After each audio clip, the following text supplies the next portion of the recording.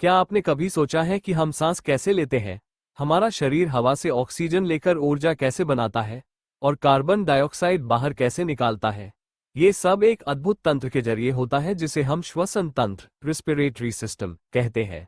आज हम इस वीडियो में जानेंगे कि मानव श्वसन तंत्र कैसे काम करता है, इसके प्रमुख अंग कौन कौन से हैं और यह हमें जीवित रखने में कैसे मदद करता है। तो चलिए शुरू करते हैं।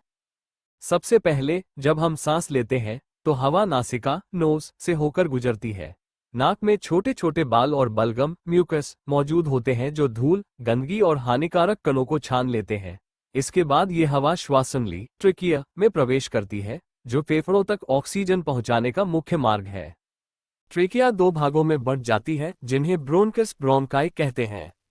ये ब्रोंकस आगे और छोटे छोटे नलिकाओं में विभाजित हो जाते हैं जिन्हें ब्रोंकियोल्स कहा जाता है। ये नलिकाएं हवा को सीधे फेफड़ों तक पहुंचाती हैं।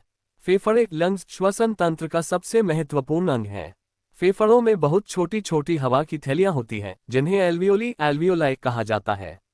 यहाँ पर ऑक्सीजन और कार्बन डाइऑक्साइड का आदान प्रदान होता है। रक्त कोशिकाएं रेड ब्लड सेल्स ऑक्सीजन को सोख लेती हैं और शरीर के सभी हिस्सों तक पहुंचाती हैं। डायफ्राम एक पेशी होती है जो हमारी सांस लेने और छोड़ने में मदद करती है।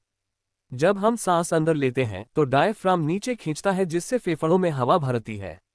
जब हम सांस छोड़ते हैं तो डायफ्राम वापस ऊपर आ जाता है और कार्बन डाइऑक्साइड बाहर निकलती है।